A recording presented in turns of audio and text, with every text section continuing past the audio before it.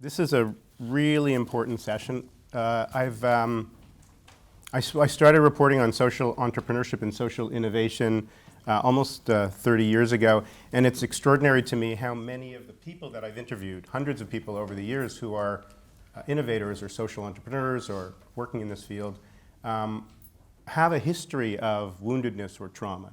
And in some ways there's this kind of human alchemy of turning their pain into love in the world in many ways.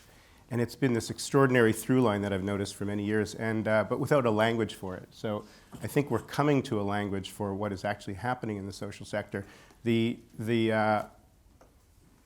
issue affects everything. All of the systems that we create in the world are a reflection of the lived experiences of people. And we're now at a time in history where we're beginning to understand this. We have tools coming from spiritual traditions, from somatics, from neuroscience, from developmental psychology that are coming together to help understand and give us much more power over how to work with trauma.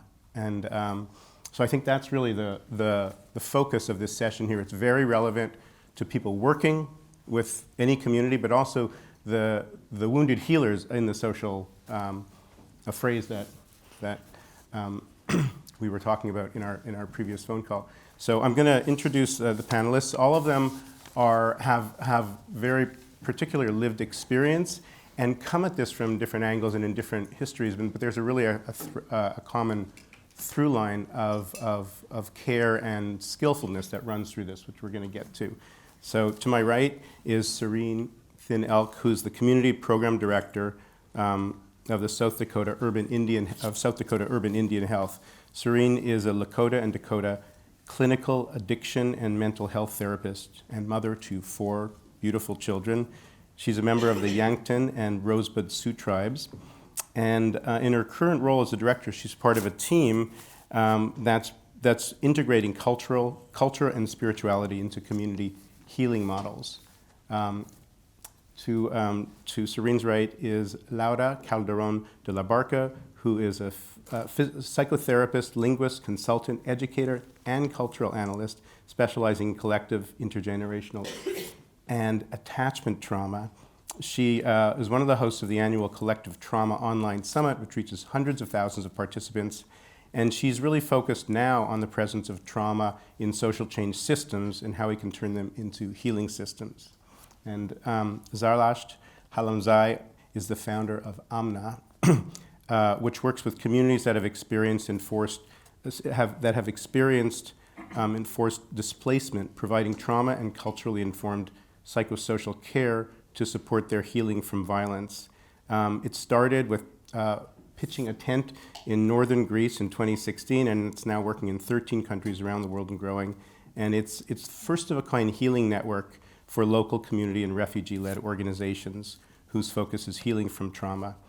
And I'm a co-founder of the Solutions Journalism Network and have reported on social innovation for many years.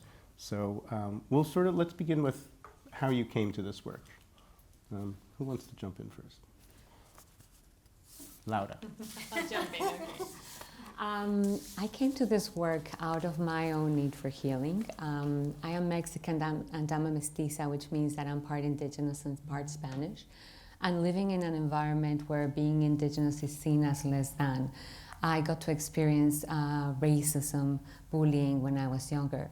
And this combined with other kinds of trauma that I experienced, from birth and attachment trauma, left me with a really heavy load when I was younger, and it was really hard. For example, I could not speak in public without my heart just pounding out of my chest and just ending exhausted. And learning how to deal with that has been part of my journey. And one of the most important insights that I got through this journey was that, I, Laura, needed to heal, but you know what? So does Mexico, because we have not finished accepting our indigenous roots with honor and respect. And so that gave me the inspiration to do a PhD research where my thesis is a written therapeutic session for my country. And then from there, I went on to, deepen my work in my own trauma, because I thought at the end of that PhD, okay, God, where's everybody else? Let's do this. But like my own trauma was still there, very present. I did some healing through that thesis, but there was a lot more that needed to happen. And learning through the body and in relationship was what led me then to be capable of starting to engage with others and start to become a resource. There's this concept of, from a man that a friend of mine called Héctor Aristizabal, who experienced torture and then became somebody who could help others with that. The pain becomes the wound becomes the medicine. So that's what I experienced. My wound became the medicine. And through that trajectory, I met my wonderful colleagues from the Collective Change Lab, John Kenya, and Juanita came later, but Catherine Milligan, who co-wrote with me the article on healing systems, and that's what led me now into the world of systems change, and how can we weave these conversations in a way that empowers systems to truly transform at a level that it has not been possible up until now. I'll leave it there. That article is in the Stanford Social Innovation Review. What's the title of it? It's Healing Systems, and I included it in the links that I suggested are shared as resources for this session. Right. Yeah, thank you. Thank you, yeah. Zarlasht? Good morning, everyone. So I was born in Kabul, Afghanistan during quite a brutal war. So my formative years was spent trying to make sense of what was happening to me and my family. And the situation that we found ourselves in. As a child, I experienced the war as total destruction and total terror. What was happening around me is that, children like me were being killed, hospitals, schools, mosques were being destroyed. Everything in our lives was under assault. And so it got to the point where my family had to make the decision to leave. And so we left, and after quite a few years of exile, we sought asylum here in the UK. And as an adult, when I understood the politics of the war that was happening in my country, it was a proxy war between US and USSR. When I understood the ideology and the motivation of the war, it still didn't make sense to me. It was, it was senseless, violent war that hasn't made the US better, it hasn't made Russia better, and it has resulted in destruction of Afghanistan. So that made me incredibly angry, but also really curious about what compels a person to pick up a weapon and kill a child. And that led me to healing and trauma, because the way that I see it is behind every violent act is a really terrified human being. And the way to come back to communal safety, trust, and joy is to help those people face their fears and to help them feel safe. And I genuinely believe that the call of our time is to face our fears and to come back to trust. And as I'm in a room with lots of change makers, it starts from facing our own fears. It starts here. It doesn't start out there.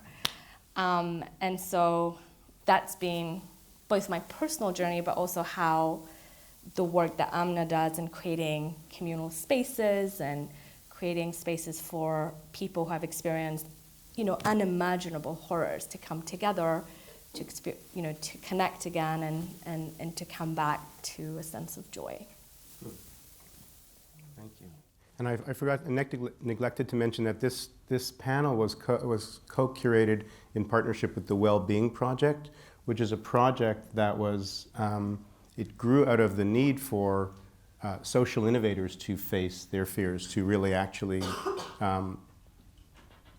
focus on radical self-care for themselves, because whatever is going on internally would get amplified through their lives, through their institutions and their work.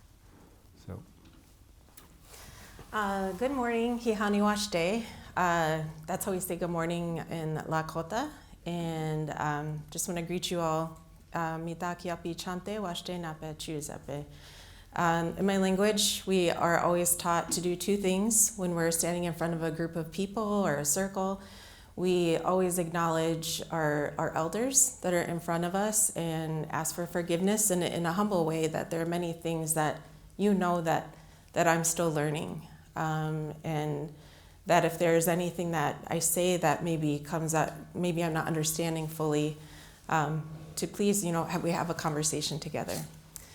And then also just to acknowledge the people we come from, and given the effects of historical traumas and intergenerational traumas, the ability to be an Indigenous woman, a Lakota and Dakota woman, sitting here at an amazing gathering of people like this, it makes me proud, it makes my family proud, and I know where I come from very proud. And so I always do my best to represent, in a good way, the voices of our people who, if they were here, the things that they'd want to share, I like to bring them in the room with us as well. So what really brought me to this work was a deep sense of kind of empathy from the time I was born, this really intense experience of experiencing another person at times and their emotions, and also hearing and knowing and seeing in my life the effects of trauma. I didn't have the language, or I didn't have the understanding of it when I was younger, but now being a therapist and being in this line of work, I recognize that the deeper that I dove into understanding what we call Turtle Island or North America, the history of our people and the genocide and the systematic attempt to eradicate our language and our culture, everything about us, all of those government policies through colonization, to be able to sit up here today and still have parts of our language, to have those teachings and values is truly a miracle. And I think of that every single day as a mother and as a professional. And so what brought me into the work was truly just a passion for healing. And at first it became very external. So I went to school, I got all these tools, I started working with people. And what I realized is that through that process, there was so much healing that I had to do. And it's been a really hard, painful, but rewarding. And like you said, we had a conversation earlier today that now can be a resource, hopefully, to other people, to know that there's hope. Because I can remember that there were many times that I didn't feel hope. I felt depressed, I felt stuck in my grief. And the more I had a cerebral understanding of trauma and the body and what happens in our nervous system and ways that we can calm that and heal, it brought me to a stronger place of hope.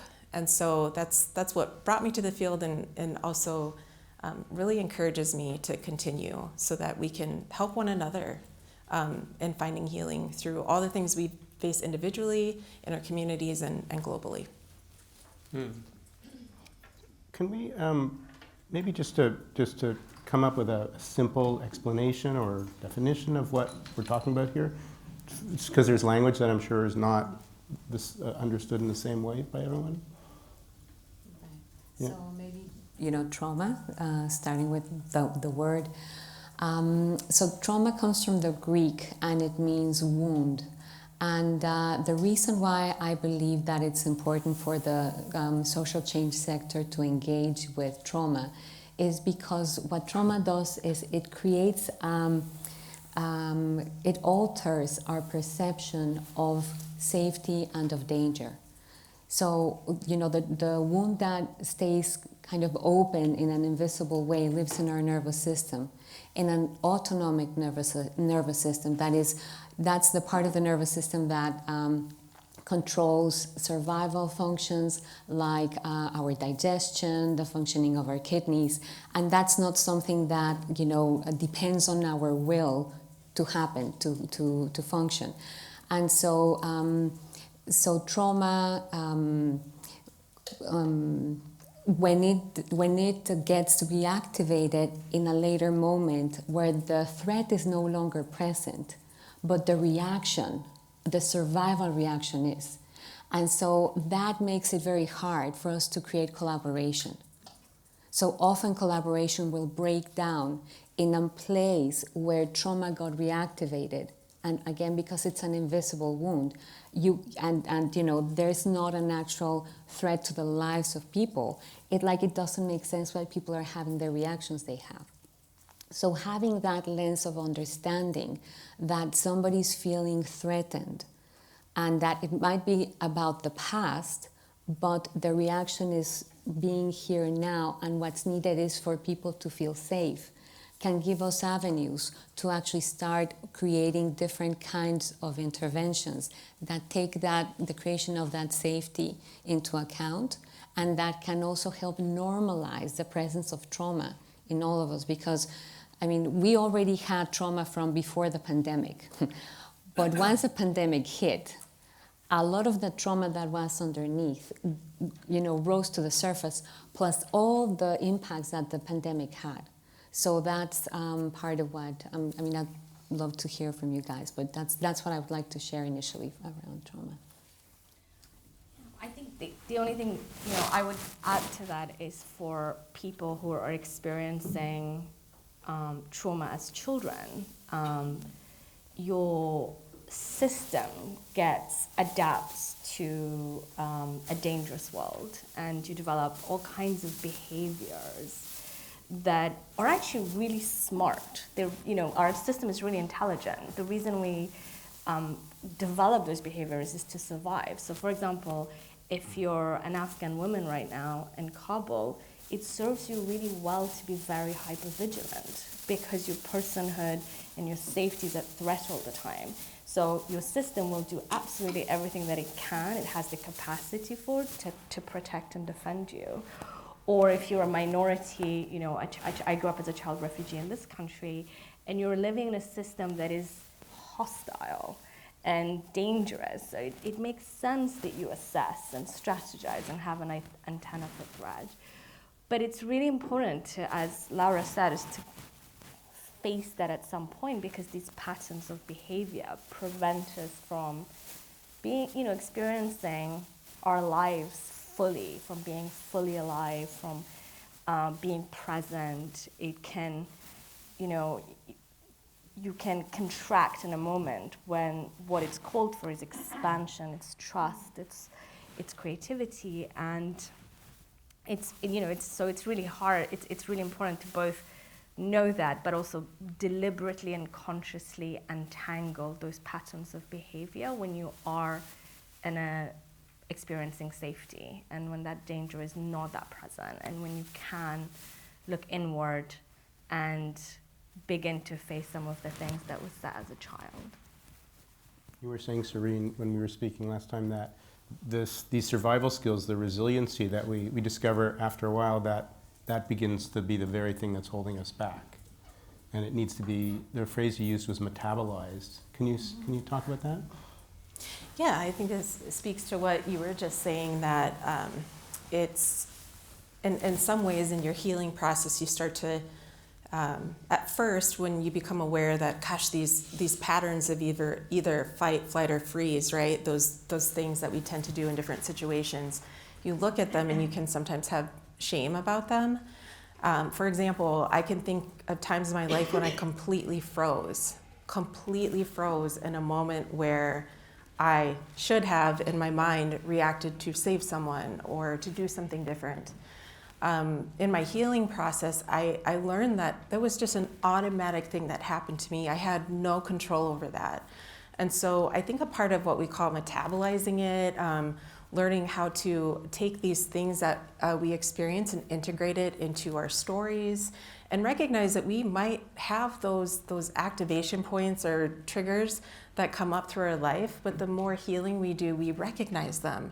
And we almost have compassion for that part of ourselves, because it was resilient. In a moment, you had that resiliency to, sometimes it was to dissociate or to leave your own body to survive something. Other times, maybe again, it's completely shutting down. Whatever it may be, it's looking at that without shame, looking at how that's just an automatic thing that happens. And when you recognize it happening within yourself, what are things and tools, maybe people, ceremony, different things to use your senses. We talk about using the basics. So in our healing ways, we talk about water. being one of the most healing things. Praying with the water, acknowledging that this is a part of Unchi Maka, it's a part of the earth. We also need that water to heal, right? And so there's so many ways to, in this book called My Grandmother's Hands, which if you haven't read that, it's a really powerful book on healing trauma and looking at systemic racism and how we all hold in our lineage, as far back as we can remember, cycles of violence that were there. And at some point, those cycles of violence are reenacted towards another group of people, often in an attempt to gain a sense of control over one's feeling powerless, being oppressed, right? And so I think as just globally, within our communities, within our own beings, to recognize when we may be enacting those cycles and perpetrating oppression and violence through policies, through leadership and reactivity. There's a lot of ways to look at that. And so our ability to, again, take the wound, to first look at it and become aware of it, try to take the shame out of that and replace it with compassion in order to move through that. And then, you know, you're able to integrate that into your story in your own unique way. All of us, I'm sitting up here and everything they're saying, I'm like, oh, it's so powerful, it's so powerful, the things that we have all been through. And your story is powerful. So to be able to work through those things, and when you feel compelled to then use your voice in whatever way you do that, you will, it's very healing.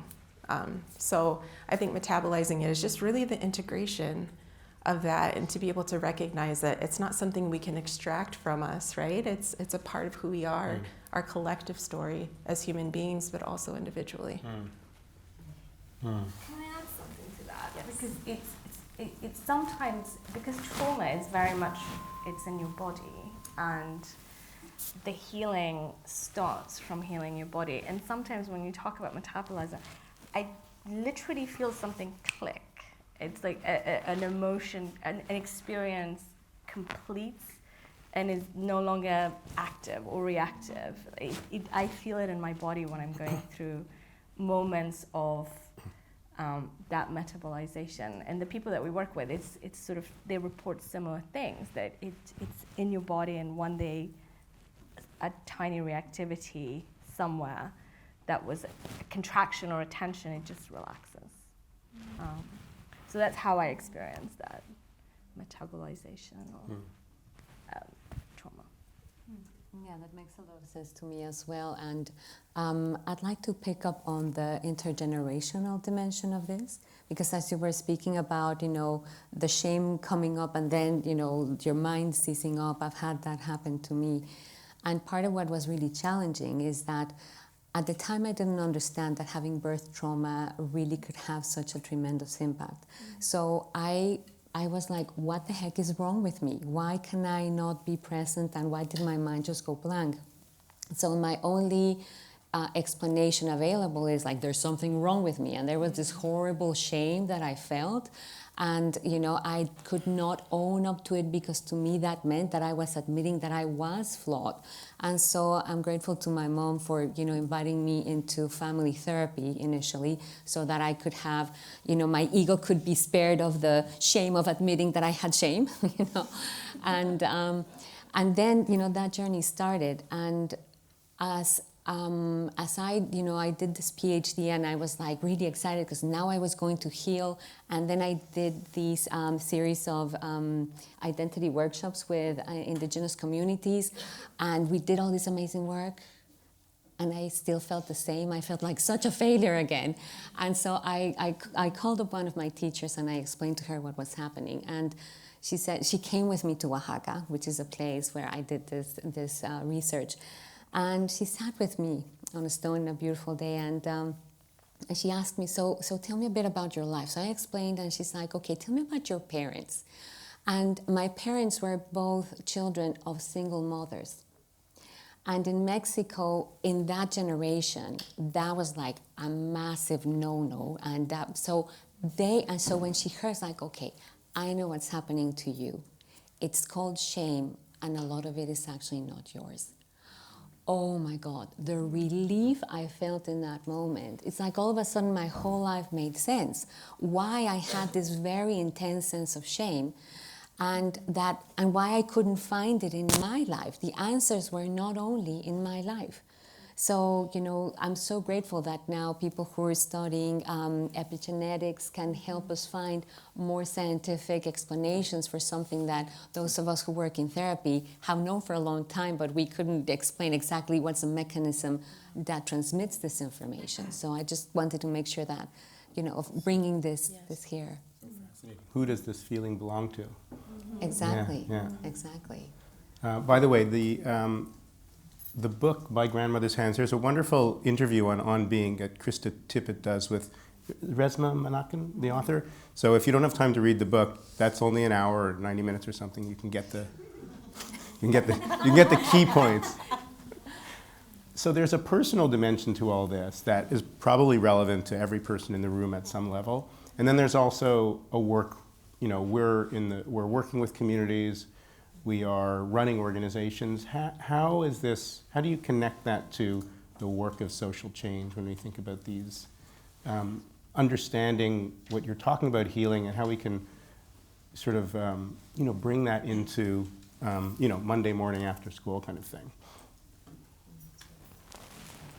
I'll give it a go. What Laura was talking about, intergenerational trauma and your experience, I just wanted to pick up on that because it's very relevant to the work that we do. And just to say that we pass trauma biologically to our children. We pass it through familial and communal dynamics, and we pass it through stories that we perpetuate and practice. So I'll give you an example of a story that's part of my community, the Afghan community, and that is that there's a story about Afghans being warriors, people that are built for war. And it's something that many Afghans, and I will get killed for this online, take pride in. They really take pride in being fighters, being warriors. But if you dig a little, you find out that it's actually propaganda that was perpetuated by the British when they invaded Afghanistan for the first time in 1838, and the British newspapers started printing, these stories of swarthy Afghan tribesmen that were built for war, and through fighting successive invasions, the story stuck, and it's now part of the identity that we have. And it's a deeply dehumanizing story because it allows people to, Afghanistan has been in a perpetual state of war for the last 45 years, to go in and bomb because these are people, this is a place where war is inevitable. Before that, Afghan identity was very, very different. I would almost describe it as camp. It's all about roses and poetry and Sufism, and then the British arrive and that kind of changes. So a lot of the work that we do with the communities is a decolonizing of their stories, of their body, a call to rehumanization, is to create opportunities for leisure, for joy, for for cultivating a sense that you are precious, that this human being is a precious being, and that you are completely allowed to make choices that prioritize your well-being, your safety, and that you don't owe anybody anything. One of the things that I've recently disentangled myself from as a social entrepreneur is that I don't actually have to do this work. Like, it's completely okay for me to sit on the sofa and eat Doritos all day long, and that's fine. And my intrinsic value does not disappear because that's what I took a sabbatical and that's all I did. I watched reruns of Friends, which is a terrible show, and ate junk food, and that was great. And that's the thing that we're trying to get people to feel, that have an intrinsic sense of worth, which is not dependent on your utility. It's not dependent on an imposed identity. It's just something that it is. It's your birthright.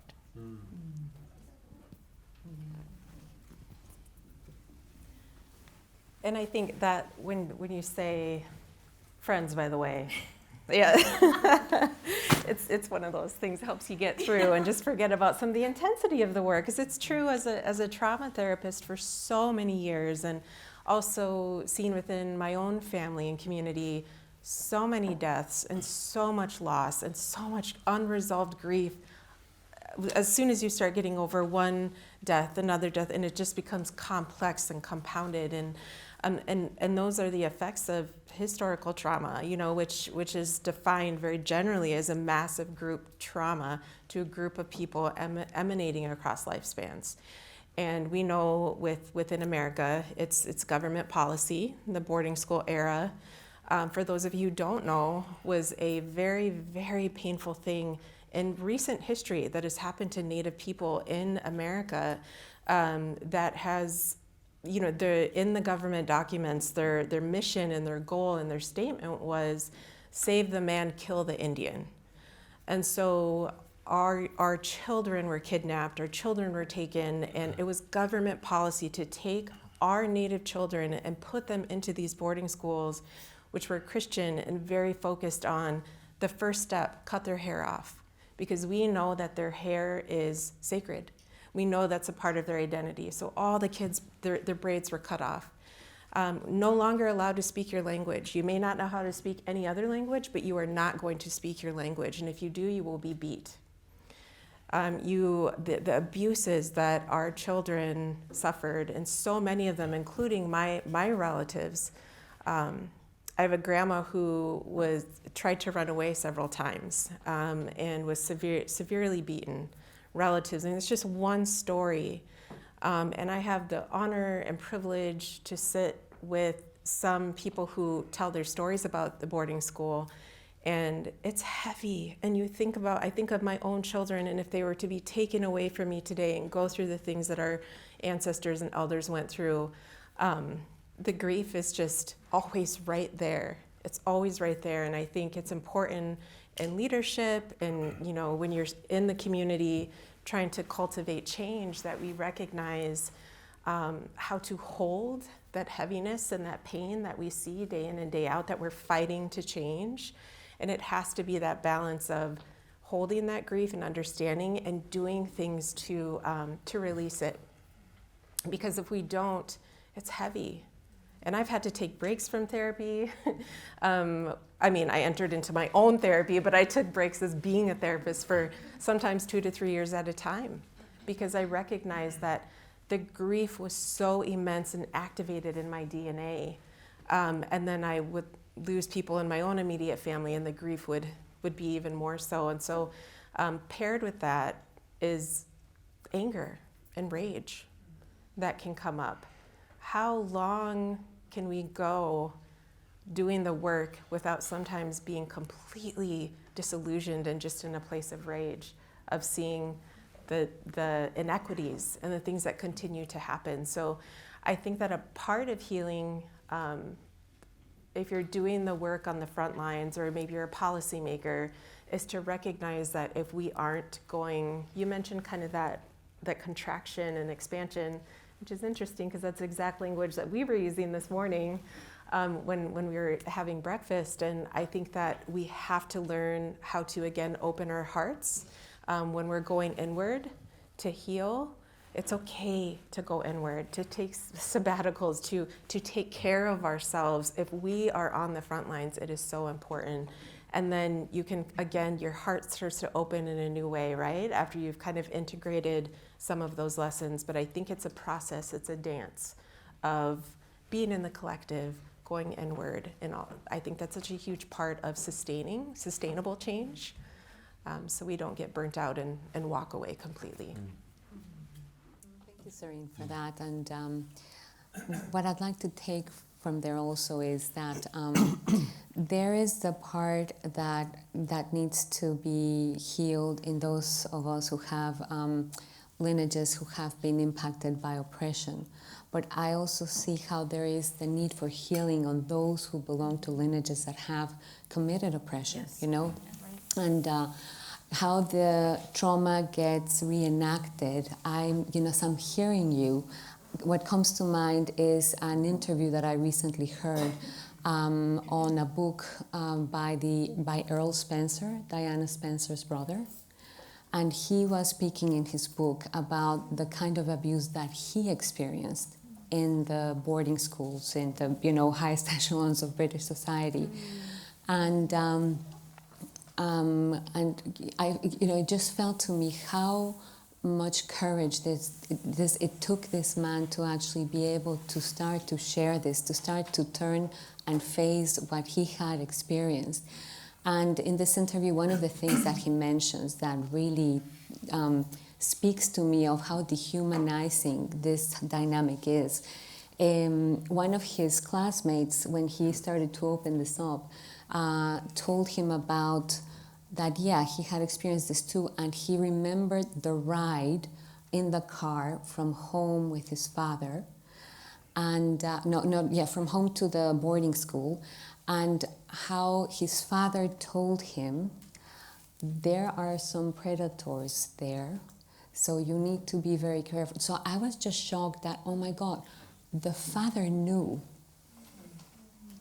what he was bringing his own child into, and he still did it. So what has to happen to one that one is willing to do that?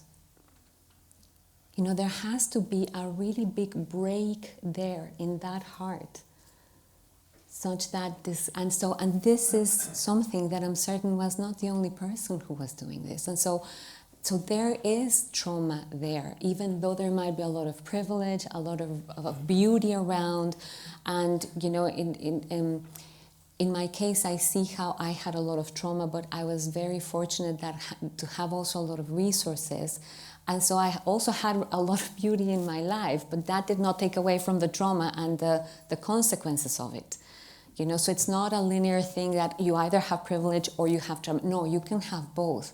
And I think it's our, at least I take it as the obligation of my heart to look for how can I heal myself and be there for others? How can I be an ally and bring this privilege that I do have for the healing, the support of others who actually don't have it and might not be able to show up or do things. Like if I had not had access to therapy, I would not be able to speak here today. I would not be able to bring this message. So it's not just because, I can do this today now because of who I am. I can do this today because of the love I received, because of the support I received, and I feel like compelled to pay it forward. And I would invite anybody who has privilege and who has, maybe some wounds there to really look for ways of healing. Because the other thing that I'd like to bring in is leaders I feel it's so important that we normalize the presence of trauma. That this conversation comes from the margins really into the mainstream. Because until we feel that we don't have to be ashamed when we have something that we have no control over, that there's a reason for that, that doesn't mean you are flawed. It just means you're hurt. And just like, if I have a broken leg, it doesn't mean that I will never be able to walk. I need to heal it, So I don't need to get rid of it, or it just needs to heal. We just need to heal. And I'm from Canada, and we had a Truth and Reconciliation Commission some years back, and I learned, which I had never known, that the Canadian residential school system for Native Canadians, First Nation, was the inspiration for apartheid in South Africa. Never knew that. Having recently read last year Isabel Wilkerson's book Caste, seeing how the Nazi concentration camps were inspired or modeled after American segregation practices in the South. So this kind of, the systems that create trauma are sort of viral. They spread, they jump from location to location. So that's, I'm thinking about the systemic analysis that you're bringing to it in your work now. But going back to the last point, Zarlasht, you made a point when we were speaking last time about how what was the phrase? People are often embodying the very system they're trying to dismantle. And it not only leads to, say, burnout and other things like that, but the kinds of solutions that you come up with, or the way you try to advance those solutions, have the DNA of problem built into them as well. Can you elaborate? Sure. So, I think, first of all, to say that we all embody, our upbringing and our story. I think, sometimes when we talked about lived experience, it sounds as if only black and brown people have lived experience, but actually everybody does.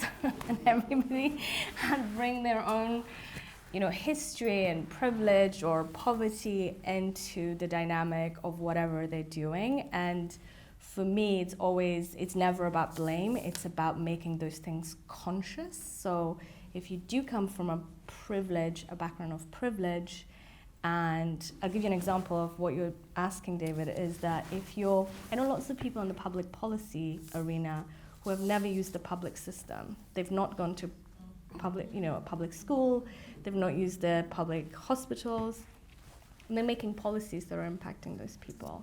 And that doesn't mean that people who haven't used the public system shouldn't work in those positions. It does mean that they need to be conscious about who else needs to be involved in the conversation, so that the policies that are coming out of that include the voices of people who know what it's like right now to struggle with the cost of living. Or in this country, I know I'm speaking to an international audience, but our health system here is completely falling apart. And so it's recognizing your own privilege and what you're bringing. And for someone like me, and I will speak for myself because I think this is, manifest in lots of different ways for people, I had deeply internalized the dehumanization I felt as a child. And the way that I did that was a kind of, I sort of joked with my sister that I used my body as a ladle. It's useful, cheap, and totally disposable. And the call of healing for me is a call of rehumanizing myself. It's to coming back to my body, coming back to my own, what would my identity, what would my needs and wants and aspirations be if I took away the label Afghan and woman? What would that be like? How could I play with that? What would I want to do? And it's a very difficult thing to play with and to confront. And then, in the work that I was doing, I think probably a lot of people in this audience will resonate with that, is that I constantly felt this sense of urgency and that I needed to do more and more and more. And that in itself is an expression of dehumanization. And so as I am maturing in my leadership, two big questions for me are, how am I limiting notions of wellness within my work and my team, and how can I continuously expand it? How can I continuously expand my concept of wellness, both in my mind, but also in my body? So let's open it up for questions, but and wait for the mic. If you have a question, we just wait for the mic to come to you. And could you please introduce yourself? Hello, hi. My name is Dr. Zolelwa Sifumba, and I started off watching this online, and then I ran here. I literally ran, and so I need to meet you all. So please, afterwards, I literally ran. I'm still sweating, but the things that called me. The wound becomes the medicine. We need to help them to face their fears, and it starts from facing our own fears. Passion for healing, you said your passion for healing started externally, as an external process, and then it showed you the healing that you needed to do. And somebody else said that there is hope. I am here at the Skoll.org Forum to speak. I'm part of the closing plenary, so please come watch me. But the reason why I wanted to speak, I'm a health worker, right? And I got multi-drug resistant TB from being on the front lines. I got into a car accident after a 36-hour shift at work. Anxiety, depression, I eventually had to run away. But the TB saved my life. The TB almost killed me, but it allowed me, or rather I started allowing myself to express the pain that I was in. I started allowing myself to actually look at the pain. And I come from a community of people that don't look at their own pain. We look at the pain of others. And pain, the world tells us to forget about it. The world tells us to suppress it, to put it away, and it causes so many problems. And so my work is to show my pain. And in that, to also create spaces where other people can look at my pain and also look at their own pain. It's interesting that health systems are falling apart in high-income countries and low-income countries. And I go to all these conferences and they're talking about tech, they're talking about, and they completely forget about the people that make up the health systems, who are in desperate need of rehabilitation right now. So that is the work that I want to do globally, I think. And it's not even just the health workers. I think we're all gripped by pain, some kind of pain, and when we push it away, we're far from ourselves, and that makes it even harder to connect with others.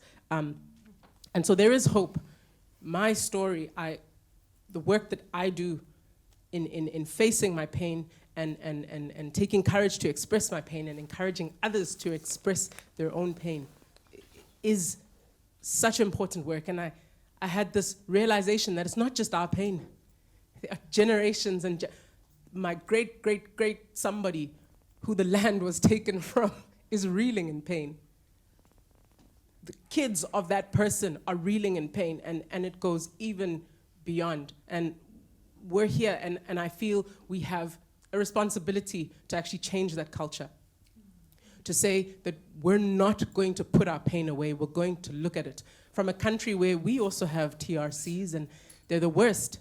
They say, forgive, forget, and my last thing I'm going to offer, the wound.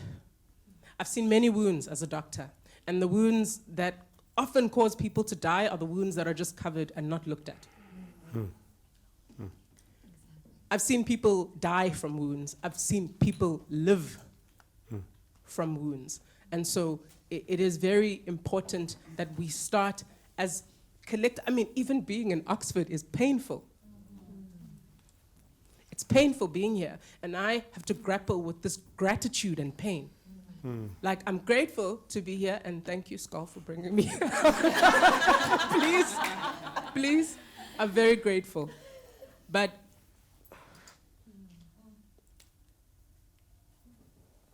to be in the UK as an African, I'm faced with so many emotions. I'm so excited to be here, but I'm so nervous to spend money here.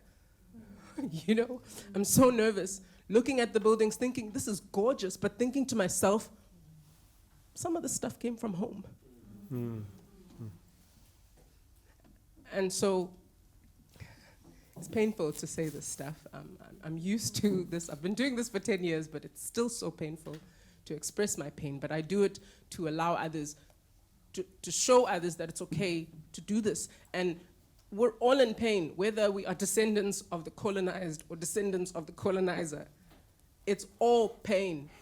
We're all here in pain. So please carry on the work. Please, let's work together. Pretty please. There are no jobs for this, but there is work. I'm like sweating now. I'm so sorry I've taken over this whole thing. But it's time for us to face our pain. And I think once we start and continue to do that and allow others to do it, I think we will be able to realize that hope, and we'll be able to, I feel a lot freer, even now having just said this. I ran to say this.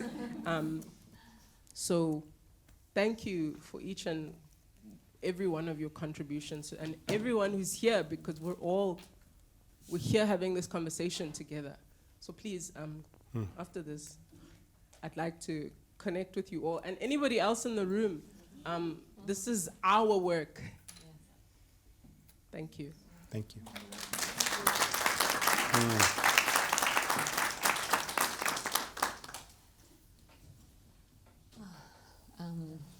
Well, I just want to say how my heart is very touched and deeply grateful that you came, that you ran here, and that you brought your voice in, because this is exactly why we're doing this work, so that we can heal together by doing this together.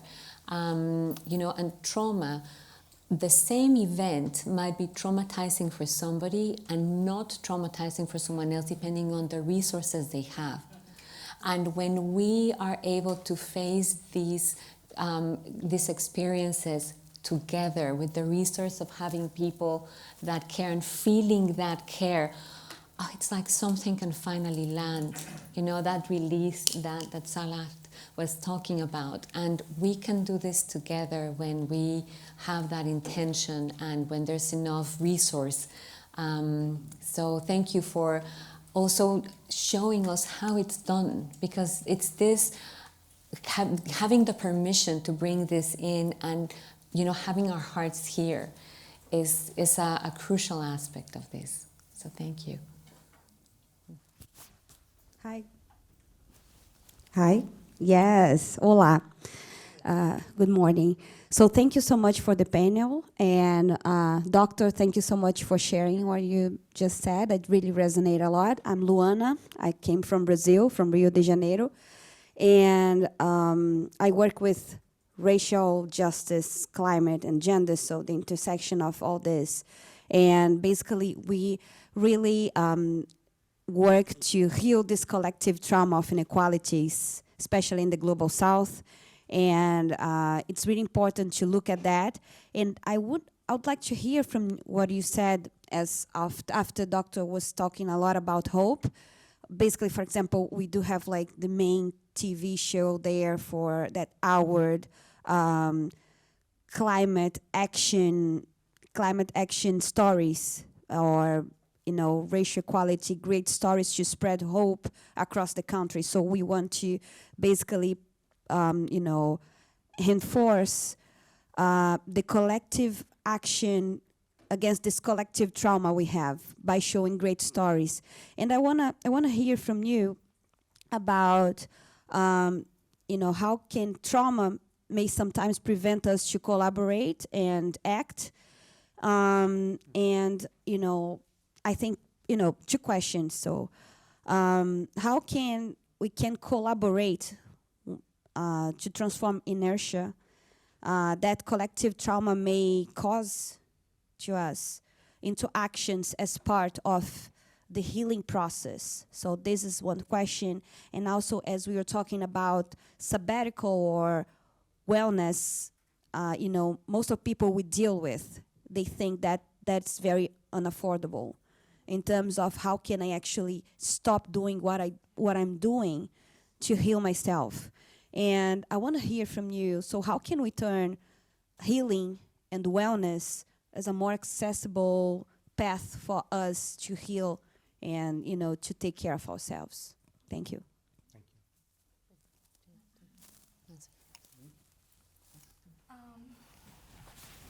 I honestly don't know where to start. Actually, again, I'll just speak from my own experience. It's really a cliche to say that stories are very important.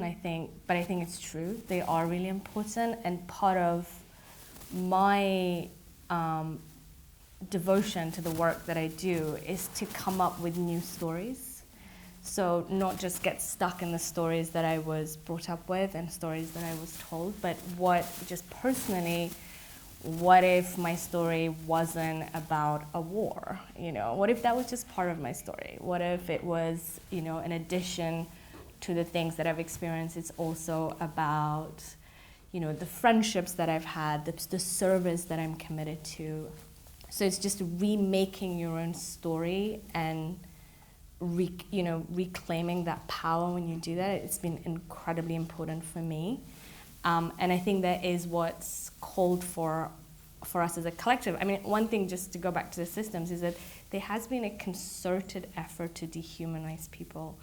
And lots of countries, including my own, when there's been invasions or colonization, there was a concerted effort to find spiritual leaders and to put them in prison and to take that away from people. And I say that not to kind of say to blame, because I think that's part of the problem. We keep blaming. And I think we need to get to a point where it's like we understand that that's been a concerted effort. So the effort to rehumanize all of us has to be as deliberate and as conscious for it to come back, for all of us to come back to a place of connection, safety, and security. I totally hear you on the, affording a sabbatical. I was incredibly lucky to be able to afford one. One of my trustees, former trustees, is in the audience, and she made me take a sabbatical. it was kind of non-negotiable, and I was, looking back, I think it was a really important experience for me to be able to just do that, and I was very privileged to be able to do that.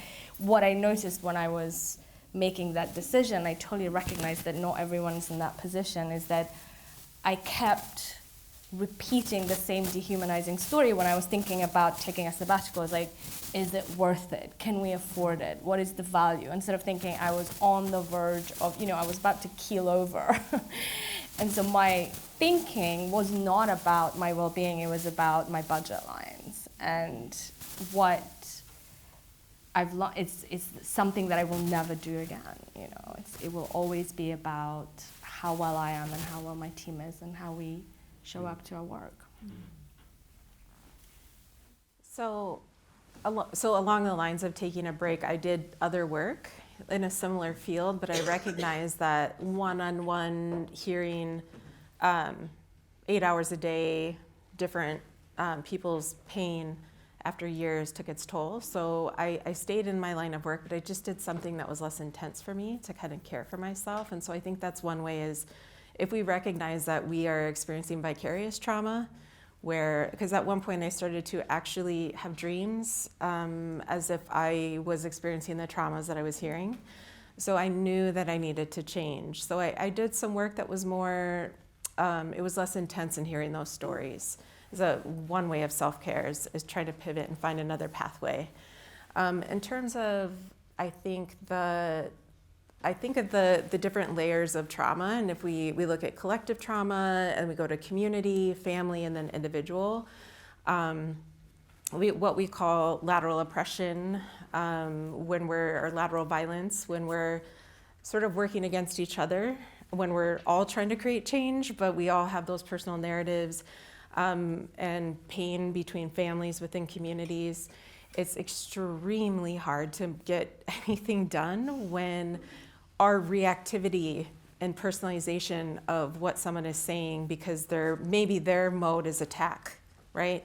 Because they're feeling defensive, and then our mode is to shut down or also to attack. And we see this a lot in our Native communities, where there's a lot of, because of that internalized oppression, we carry those belief systems about ourselves. We have a scarcity mindset, for example, because of being forcibly removed from the land onto these little pieces of land. And living in persistent, consistent poverty and all of those things, we unknowingly through the generations have taken that on as a mindset. And so what we see sometimes within our communities is people kind of fighting to be heard and to be understood and the ones advancing things, but we end up just fighting each other. And so I think there's no easy fix to that, except for we would see a huge decrease in that lateral violence if we were truly able to go inward and have mainstream conversations about objectively, right? Like, what is your what's happening for you right now? What's your reactivity? And that for me, at least, I've had to face it so much in my life and face myself that I can have those conversations fairly easily. And sometimes I forget that to be like, just be in your body. Like, what do you think? No. So, but sometimes it's just about having the context for healing with our own healing work, that even if someone is not there, our reactivity in those situations. Maybe it's putting up a boundary in that setting or in those meetings or whatever, where you recognize that, God, I've tried this approach, I've tried that approach, and that seems to not really be happening. So what are other alliances or pathways that maybe I can do to sustain my own energy in this? So there's really practical ways to navigate that.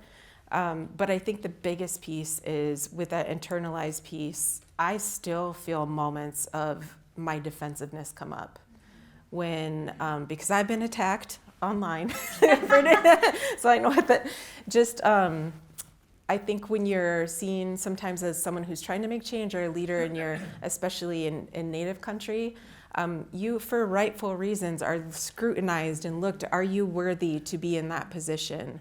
Are you someone who really lives the values? Are you someone who we can trust? Are you stable? Are you who you say you are? And all of those questions stem from deep pain of distrust, disruption, and trauma.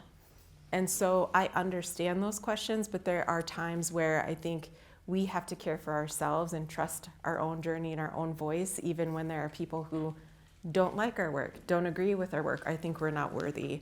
So I don't know if that answers your question, but I think the lateral violence is real. It's really hard when there's a lot of misunderstandings. And sometimes through time, I've seen those dynamics change if we continue to cultivate the safe spaces to have conversations. And even then, we recognize that there aren't going to be times where someone understands us or we understand them. It's just sort of the nature of how things go. But in the end, being okay with that and understanding that, okay, that for whatever reason isn't going to transpire in a certain way. Well, one more thing that I'd like to add is that it takes really changing the environment. So for me, it's an evolution of consciousness that needs to happen at a collective level.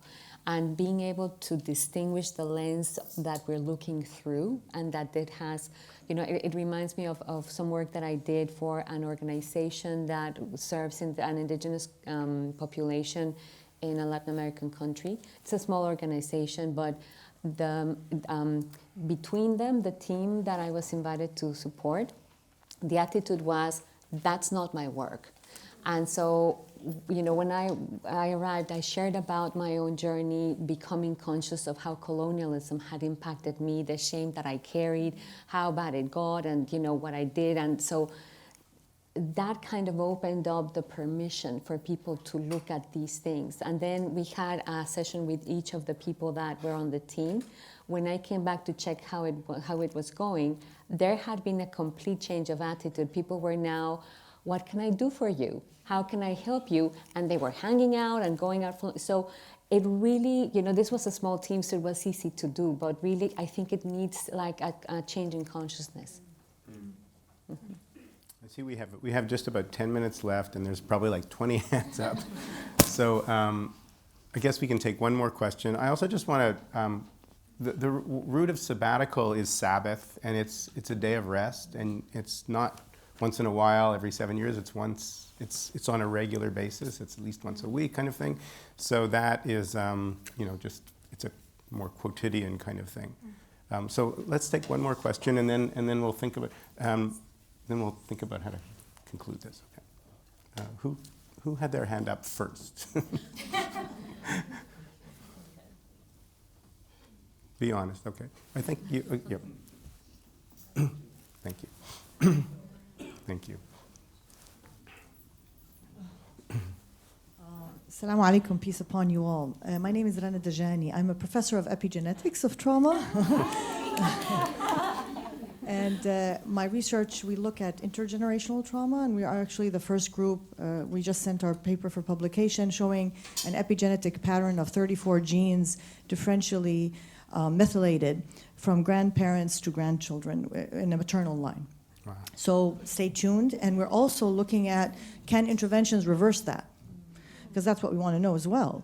And we just finished an RCT, a randomized control trial. So, of course, the data needs analysis. It takes a couple of years, but stay tuned to that.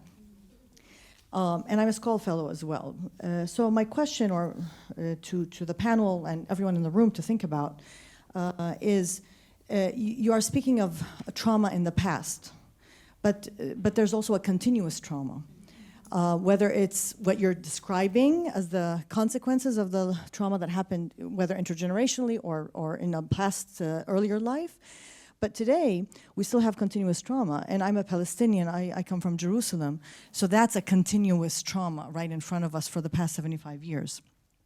So the question is, what can we learn from your experiences to inform what's happening now?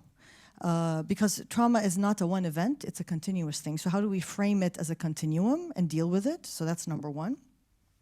And then what can we learn from whether the consequences of colonization in Africa, the end of slavery in Brazil, and any of these examples of the past? What can we learn so we stop it from happening now? What scares me, really scares me, is when I hear these stories, and I think, you are living the consequences of all of the discrimination that happened for Native Americans, for end of slavery, for colonization. And what's happening in Palestine is kind of scary. Am I going to tell that story 100 years from now? Or are we at a point in history where we can save it because we're all aware? We're all here. We are all witnesses. And we have a moral duty to try to stop it. So what are we doing collectively? Are we drawing the courage to stand up? It's uncomfortable, it's difficult, there's a lot of censorship, but can we work together now as a collective voice? And that's a way of healing, because we can pay it forward. When we say never again for anyone and everyone, and what can we do? So when we talk to our grandchildren, we say we stood on the right side of history. So that's my question to everyone. So let's take that question and combine it with the closing comments addressing that, and also how people can, when they go home, can continue this exploration for themselves after this panel. Where places that they can go to continue learning about this. Yeah. We'll go this way now. Okay. Eid Mubarak. By the way, it's Eid today. Just for those of you who didn't know, it's the end of Ramadan. My family's celebrating, and I'm actually being told off for not being at home at the moment. So a lot of Afghans have a similar story, in that we have experienced continuous trauma, I would say, from mid-19th century when the British colonized Afghanistan or attempted to colonize. So my community's history is very much riddled in that ongoing trauma, and a lot of the communities that we work with are experiencing ongoing trauma. And Amna doesn't work in a clinical way. We work in a community by building community, and some of the things I can share about what we've seen, and it also reflects my own experience, is what works in containing trauma. In some ways it's happening. And the first one, that it's in the body, so you really need to pay attention. And the kind of psychoeducation that we do in our spaces is to help people regulate when they're constantly overwhelmed by emotions as much as possible in their context. The second thing is that it happens in community, so keeping that communal ties strong and together is really important. And something that encourages me deeply is seeing the solidarity movements around Palestine, around the world right now, and how people are coming together to speak against what's happening. I think that's the enormous, encouraging act of solidarity that we're seeing.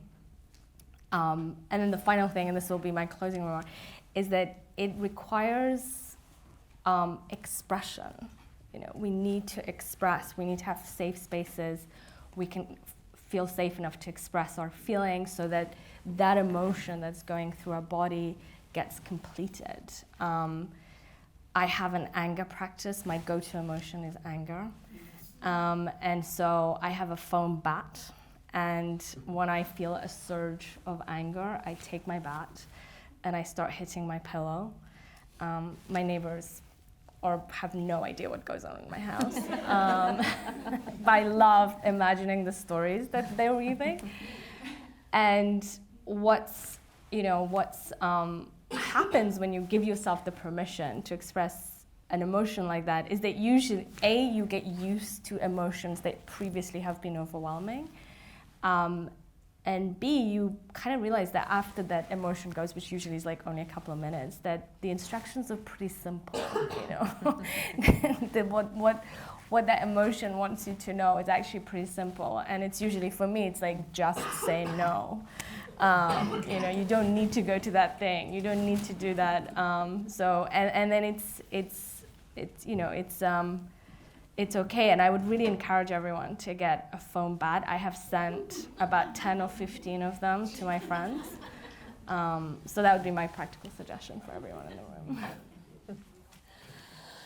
Well, it's such a rich question, and we don't have a ton of time, but so, I concur with everything that Zarlasht has shared. And one more thing I'd like to say is that, movement, because part of what trauma does is, the getting caught in something, and then being able to move that energy. So moving collectively, maybe dancing collectively. One thing that I have done with communities that have experienced colonialism is we gather together in a circle, and in the center, we take a moment and connect to those things that have been hurt, and we put them in the center, and we move together in ways that are defensive. And so I'll leave it at that for right now, and thanks everybody for your attention, and over to you, my dear.